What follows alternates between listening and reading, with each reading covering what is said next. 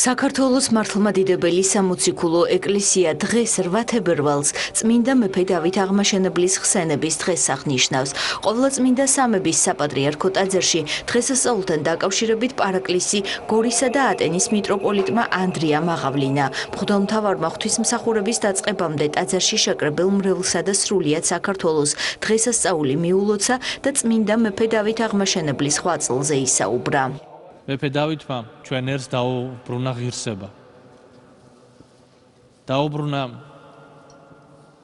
ღირსება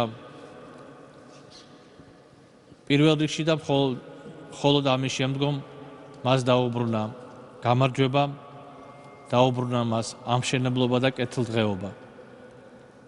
ღირსების დაბრუნებასთან იყო ყოველივე კავშირში.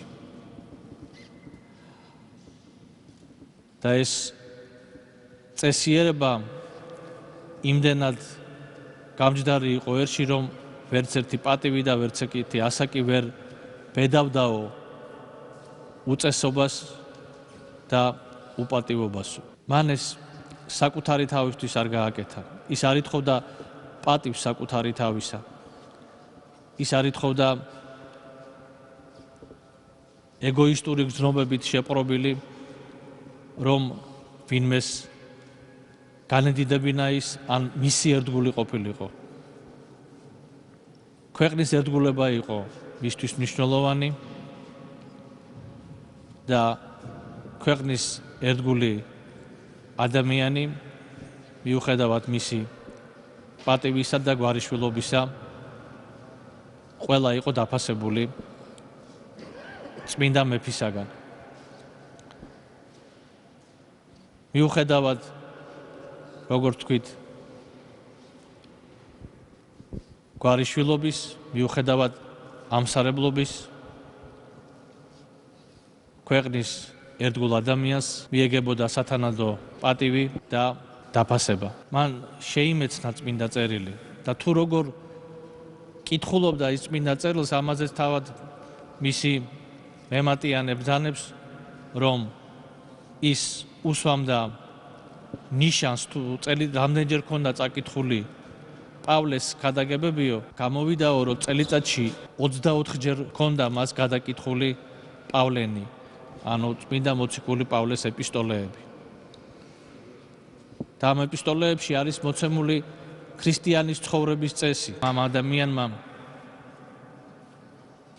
ისურვა დაკრძალვა კარიბჭეში. კარიბჭეში, სადაც მის საფლავს ყველა გადაუვლიდა და დაადგამდა ფეხს. და ყველა შემსვლელისაგან შენდობა ითხოვა და ითხოვა ლოცვა თავისათვის. და რომ არ თვლიდა, რომ ის ცხოვნების ღირსია და თუნდაც მან აკეთა დიდნი საქმენი და ამით გამართლდებოდა, არამედ მრავალი სცოდა. ამის მაგალითი არის მისი საქმენი, მისი გალობანი სინანულისანი, სადაც გულწრფელად ამბობს, ბევრი ცოდვა ვქმენ და იმედი მაქვს ღვთის მოწყალებისა. ულოცავ ყველა დავითს ამ დღესასწაულს, სრულიად საქართველოს, უსურვებ საქართველოს ისეთივე სიძლიერეს, რომელიც დავითის დროს იყო, ასევე გამთლიანებას, სიხარულს და ულევ ბედნიერებას ყველა ქართველს და საქართველოს მთლიანად. განსაკუთრებით მინდა მიულოცო ჩემს შვილიშვილს დავითს და ასევე ყველა დავითს საქართველოში. ვუსურვო ულევი სიხარული, ჯანმრთელობა და ეცხოვროთ ერთიან, გაერთიანებულ, გამთლიანებულ საქართველოში. წმინდა მეფე დავით აღმაშენებელი ძლიერ პოლიტიკურ ფიგურასთან ერთად იყო დიდი ქრისტიანი და უდიდესი სულიერების მატარებელი მეფე და პიროვნება. წმინდა მეფე დავითს საუკეთესო განათლება ჰქონდა მიღებული. კარგად იცნობდა ღვთისმეტყველების სფეროს და როგორც იმდროინდელი მემატიანეები წერდნენ, ძალიან უყვარდა კითხვა. წმინდა მეფე დავით აღმაშენებელს ესმოდა, რომ ქვეყნის წარმატების საწინდარი მძლავრი განათლების სისტემის არსებობა იყო. მის სახელთანაა დაკავშირებული დიდი სულიერი და საგანმანათლებლო კერის გელათის აკადემიის დაარსება. ამბობენ, რომ საუკეთესო განათლების მისაღებად მეფე ახალგაზრდებს მსოფლიო საგანმანათლებლო ცენტრში ათენშიც ხშირად აგზავნიდა. წმინდა მეფე დავით მეოთხემ დიდი წვლილი შეიტანა ქართული ჰიმნოგრაფიის განვითარების საქმეში. მის კალამს ეკუთვნის მნიშვნელოვანი სულიერი ნაწარმოები გალობანი სინანულისანი, რომელშიც გასაოცრადაა გადმოცემული ამ ქვეყნიური ცხოვრების სწრაფ წარმავლობა და ადამიანური ცოდვების სიღრმე. ნაწარმოები მთლიანად ადამიანის სინანულის მოტივზეა აგებული. მეფე, რომელიც ერმა სიცოცხლეშივე განადიდა და შეიყვარა, თავს უმძიმესი ცოდვის ჩამდენ თადარებს და გამოთქვამს აზრს, რომ არ არსებობს დანაშაული, რომელიც მის სულს არ ამძიმებდეს. თავის ამგვარ დამდაბლებაში სწორედ წმინდა მეფის მაღალი მორალური, ეთიკური და ზნესრული ადამიანის მრწამსი ვლინდება. წმინდა მეფის უდიდესი თავმდაბლობის მაგალითებს ჩვენ მისი ცხოვრების გაცნობისას მრავალგან ვხვდებით. წმინდა მეფე დავით აღმაშენებელს დიდი ღვაწლი აქვს საქართველოს ეკლესიის წინაშე. ყველასთვისაა ცნობილი 1103 წლის რუის სურბნისის საეკლესიო კრება. მისი ინიციატივით გაერთიანდა ჭყონდიდელისა და მწიგნობარ თუხუცესის თანამდებობები, რომლის შედეგადაც ჭყონდიდელ მწიგნობარ თუხუცესი გახდა როგორც მაღალი სამოქალაქო, ასევე საეკლესიო მმართველიც. წმინდა მეფე დავითი ასევე დიდი ქველმოქმედი და მოწყალე პიროვნება იყო. ის ეხმარებოდა უპოვართ და აძლევდა მათ განათლების მიღების საშუალებას. მან შექმნა და დააარსა მოწყალების სახლები და თავშესაფრები. ყველასთვის კარგადაა ცნობილი წმინდა მეფე როგორც ქვეყნის აღმშენებელი, რის გამოც ეწოდა კიდეც მას აღმაშენებელი. წმინდა მეფის სახელთანაა დაკავშირებული 1106 წელს გელათის ტაძრის მშენებლობის დაწყება. მისივე განკარგულებით აგებულა ღვთისმშობლის სახელობის ეკლესია შიო მღვიმეში. წმინდა მეფე დავითის მთელი მოღვაწეობა სამშობლოსა და სარწმუნოების უდიდესი სიყვარულის მაგალითია. აღსანიშნავია ის ფაქტი, რომ როდესაც მეფე ბრძოლებიდან გამარჯვებული ბრუნდებოდა, მრავალი დამსახურებული ქებადიდების მიუხედავად, რასაც მისთვის ქართველი ერი ყოველთვის იმეტებდა, წმინდა მეფე ყველა გამარჯვებაში უფლის ხელს ხედავდა. მას არაფრად მიაჩნდა საკუთარი გმირობა და ყოველთვის ამბობდა, რომ გამარჯვების მთავარი მიზეზი უფლის წყალობა და შემწეობა იყო. სამშობლოს გაერთიანებისათვის, ქართველ ერში ერთობის გაღვივებისა და სარწმუნოების გამტკიცებისათვის, ასევე დიდი სულიერების გამო და იმ მოღვაწეობისთვის, რომელიც წმინდა მეფე დავით აღმაშენებელმა სიცოცხლის ბოლომდე იტვირთა და შეასრულა კიდეც საქართველოს მართლმადიდებელმა ეკლესიამ წმინდანთა დასში შერაცხა. მემატიანე საგანგებოდ აღნიშნავს, რომ წმინდა მეფეს ღვთისგან მიმადლებული ჰქონდა საოცარი ნიჭი გაერჩია ქვეყნის და მეფის ერთგული ორგულისაგან. ეს სასწაულებრივი ნიჭი იყო, რომლითაც უფალი თავის ერთგულ შვილებს აჯილდოვებს. ქართველ ერში წმინდა მეფე დავითი გამორჩეული სიყვარულით სარგებლობს. სწორედ ამის მაგალითია, რომ ჩვენს ქვეყანაში შვილებს წმინდა დავითის სახელს ხშირად არქმევენ. უნდა აღინიშნოს, რომ დავითის სიმრავლით გიორგის შემდეგ მეორე სახელია. ჩვენს ერში ნათქვამია, კაცს ორი სახელი უნდა ჰქონდესო, ერთი აქ დასარჩენი, მეორეც თან წასაყოლიო. ქართველის ეს ანდერძი ისე ალბათ არავის შეუსრულებია, როგორც წმინდა მეფე დავით აღმაშენებელს. აქ აღმაშენებლის სახელი დარჩა როგორც მეფეს და იქ როგორც დიდ ბუნებოვანმა კაცმა დიდების გვირგვინით შემკობილი წმინდანის სახელი წაიყოლა.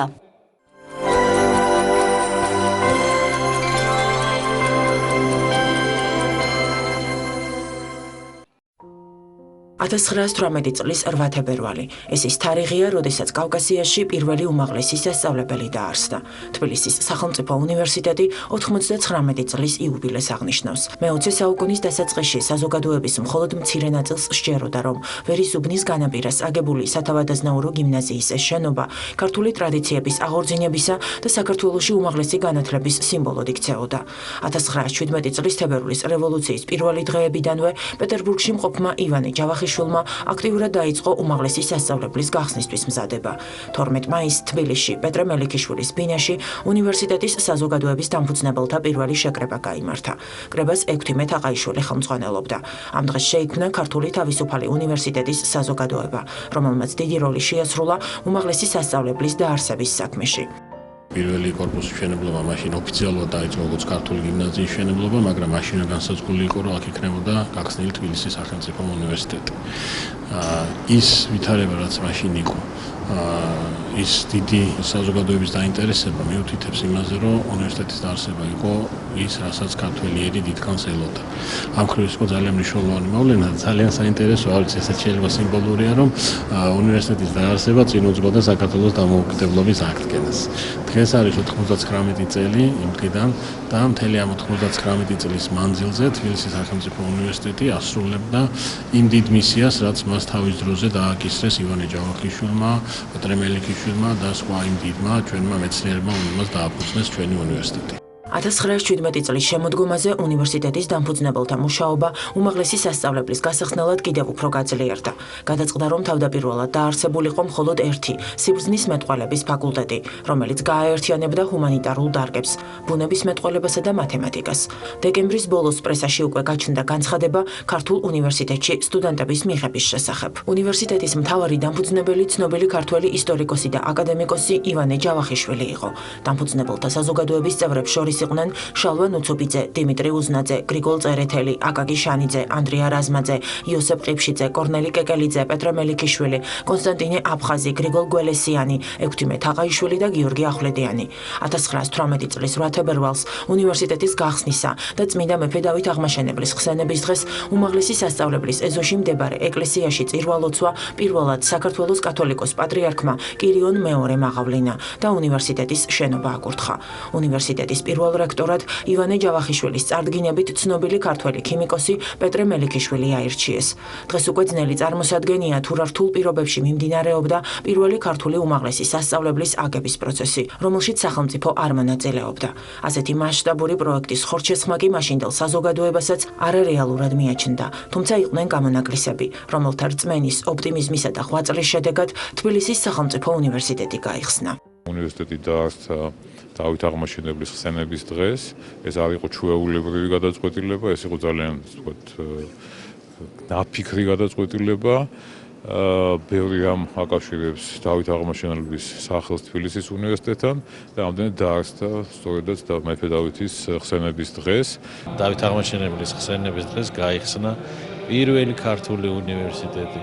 პირველი ეროვნული უნივერსიტეტი მაშინდელი ყოფილი რუსეთის იმპერიის ტერიტორიაზე და სულაც არ იქნება გადაჭარბებული თუ ვიტყვით, რომ უნივერსიტეტმა თავისი არსებობის განმავლობაში ფაქტობრივად განსაზღვრა მე-20 საუკუნის, შემდგომ 21 საუკუნის დასაწყისის ქართული მეცნიერების, ქართული აზროვნების გეზი. დაკისრებულ მისიას უნივერსიტეტი დღესაც აგრძელებს. სასწავლო დაწესებულების მიზანს კვლავ ეროვნული თვითშეგნების ამაღლება, თავისუფალი დემოკრატიული საზოგადოების ჩამოყალიბება, კულტურისა და მეცნიერების განვითარება და ერის ცივილიზაციის დონის ამაღლება წარმოადგენს.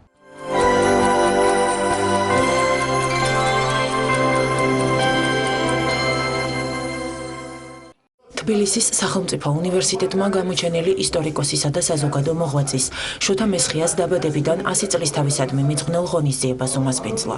შეხვედრაზე ახალი კრებულის წარდგინება გაიმართა. შოთა მესხია 100, ასე ჰქვია გამოცემას, რომელიც პროფესორის ნაშრომებსა და კვლევებს აერთიანებს. წიგნი სამეცნიერო ხასიათისაა და სტუდენტებისთვის, პროფესორ მასწავლებლებისა და დარგით დაინტერესებული პირებისთვის არის განკუთვნილი. კრებული საქართველოს ისტორიის ინსტიტუტის ინიციატივით შეიქმნა. ეს გამოცემა რა თქმა უნდა არის ძალიან მაღალი დონის, რა თქმა უნდა არის საერთაშორისო მასშტაბის საერთაშორისო კოლეგია. რა თქმა უნდა ეს გამოადგება ჩვენ სტუდენტებს უპირველეს ყოვლისა და როგორც ხედავთ სტუდენტების ხედან აუდიტორიაში და მნიშვნელოვანია იმით, რომ ის ეძღვნება კათედრის ერთ-ერთ გამგეს შოთა მესხიას. შოთა მესხია გახდათ ერთ-ერთი ცნობილი ქართველი ისტორიკოსი.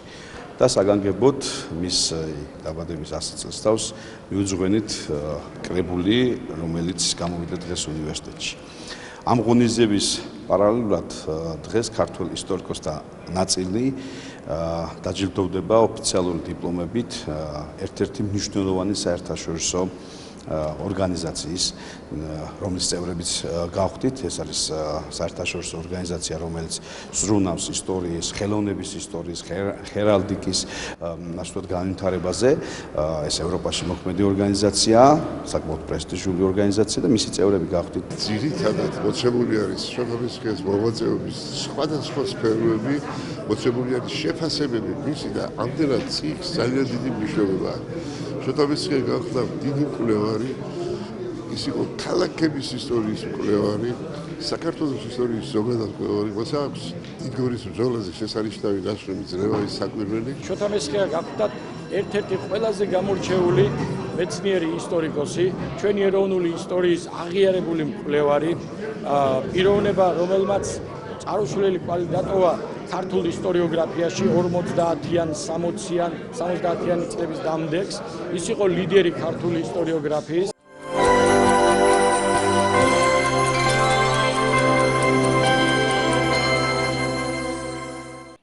სადაზღვევო კომპანია GPI ჰოლდინგი დასაქმების მასშტაბურ პროექტს იწყებს. სიახლე მედიის წარმომადგენლებს დაწესებულების დირექტორმა პაატა ლომაძემ შრომის, ჯანმრთელობისა და სოციალური დაცვის მინისტრის მოადგილე ზაზა სოფრომაძესთან ერთად გააცნო. როგორც შეხვედრაზე აღინიშნა, კომპანია ინიციატივის ფარგლებში 300-მდე საცალო გაყიდვების სპეციალისტის აყვანას გეგმავს. დასაქმების პროგრამა თბილისის გარდა სხვა რეგიონებსაც მოიცავს. კვირეული 20 თებერვალს დაიწყება და საქართველოს 5 ქალაქში ბათუმში, ქუთაისში, ფოთში, ზუგდიდსა და თბილისში ჩატარდება. GPI ჰოლდინგში მუშაობის დაწყება ნებისმიერ დაინტერესებულ პირს ასაკობრივი შეზღუდვის, სამუშაო გამოცდილებისა და სპეციფიკური განათლების მოთხოვნის გარეშე შეეძლება. ძალიან მნიშვნელოვანია რამდენიმე ფაქტორი, ის რომ სტაჟირების პროცესში ისინი უზრუნველყოფილი იქნებიან 400 ლარამდე ხელფასით და შემდეგში ბუნებრივია ეს ხელფასის რაოდენობა გაიზრდება გამოცდილებისა და შესრულებული სამუშაოს კვალობაზე. ძალიან მნიშვნელოვანია ისიც რომ დასაქმება ხდება არა მხოლოდ თბილისში, არამედ რეგიონებშიც. ჩვენთვის მნიშვნელოვანია ის რომ ეს თანამშრომლები შერჩეულები არიან შრომის საინფორმაციო ბაზიდან, რომელსაც უშუალოდ კურირებს სოციალური მომსახურების სააგენტო, ასე რომ ეს კონტაქტი სამინისტროსა და სადაზღვევო კომპანიას შორის გრძელდება და ჩვენ ვფიქრობ, რომ კიდევ უფრო მეტ მნიშვნელოვან წარმატებებს მივაღწევთ ამ ერთობლივი თანამშრომლობის პროცესში. ჩვენ ყველას მოუწოდებთ, რომ დარეგისტრირდნენ ჩვენს Facebook-ზე და გვეწვიონ დასაქმების ფორუმებზე, რომელიც ჩატარდება არა მხოლოდ თბილისში, არამედ ქუთაისში, ბათუმში, ფოთში და ზუგდიდში. ეს კვირეული იქნება 5 დღიანი 20 თებერვლიდან 25 თებერვლამდე და ყველა დაინტერესებულ ადამიანს მინდა ვთხოვო რომ გვეწვიონ. ასევე მინდა აღვნიშნო რომ არ იქნება არანაირი ტესტირების ფორმატი, არამედ იქნება მხოლოდ გასაუბრება მათ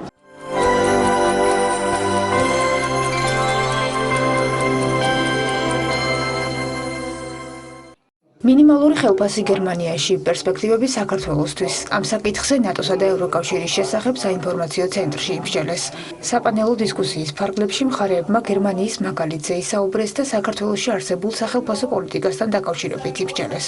შეხვედრას ქართულ მხარესთან ერთად გერმანიის შრომისა და სოციალურ საქმეთა ფედერალური სამინისტროს მდივანი ანეტე კრამე ესწრებოდა. მონაწილეებმა განიხილეს საკითხები თუ როგორ უნდა იყოს მინიმალური ხელფასის განსაზღვრის პრინციპი და ასევე რა გავლენა ექნება მას ბიზნესის და ქვეყნის ეკონომიკურ განვითარებაზე. მსოფლიო ბანკის 2016 წლის მონაცემებით მინიმალური ხელფასის მსყიდველობითი უნარის პრიორიტეტის გამოყენებით საქართველო ბოლოდან მეოთხე ადგილზეა. ამას როგორც ევროკავშირის დირექტივები, ისე ასოცირების ხელშეკრულება და პირველ რიგში საზოგადოების მოთხოვნილებიდან გამომდინარე, საჭიროა რომ საშუალო ხელფასის მინიმუმ 30% იყოს და რახან პროფკავშირები ბევრს არ მოსდის თვალში ეს გახლავთ მათთვის საყვარელი, ვისაც ხელეწიფება გადაწყვეტილებების მიღება მსოფლიო ბანკის რეკომენდაცია, რომ საშუალო ხელფასის 30% იყოს მინიმალური ხელფასი. რაც დღეის მდგომარეობით ეს არის დაახლოებით 300 ლარი.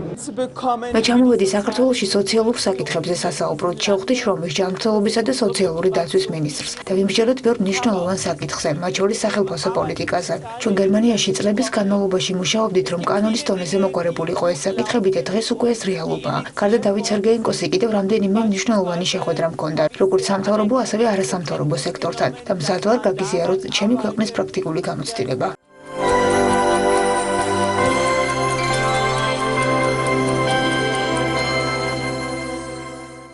დიპლომატები კულტურისათვის. ამ სახელწოდების არასამთავრობო ორგანიზაციის წარდგინებას ეროვნულმა ბიბლიოთეკამ უმასპინძლა. ახალი ორგანიზაციის დაფუძნების მიზანია შეიქმნას პლატფორმა საქართველოში აკრედიტებული დიპლომატიური კორპუსისათვის. ორგანიზაციის დამფუძნებლები კულტურის ატაშეებთან ერთად გეგმავენ განახორციელონ ერთობლივი კულტურული ღონისძიებები. როგორც შეხვედრაზე აღინიშნა, მთავარ მიზანს წარმოადგენს ქართული კულტურის მხარდაჭერა, პოპულარიზაცია და ქართველი ხელოვანების ჩართვა დიპლომატიური კორპუსის მიერ დაგეგმილ საღამოებში. შეხვედრა თურქეთის საელჩოს მხარდაჭერით ჩატარდა.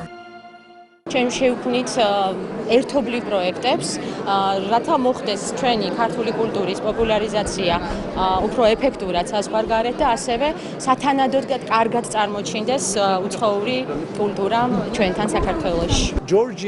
საქართველო მშვენიერი ქვეყანაა და ის გამორჩეულია თავისი კულტურით. დღეს ხვდებით ქართულ მეგობრებს და ვაცნობთ დამსწრე საზოგადოებას, ორგანიზაციის მიზნებს. ეს არის ძალიან კარგი იდეა, რათა შეიქმნას გაერთიანება პროფესიონალებისა, რომლებიც იმუშავებენ კულტურის პოპულარიზაციისათვის, იმიტომ რომ საქართველო არის ძალიან მდიდარი კულტურის მქონე ქვეყანა. საინტერესო ინიციატივაა და ფიქრობ საქართველოში არსებულ საელჩოებსა და დიპლომატიური კორპუსის წარმომადგენლებს ეს ორგანიზაცია ღონისძიებათა ორგანიზებაში მნიშვნელოვან დახმარებას გაუწევს.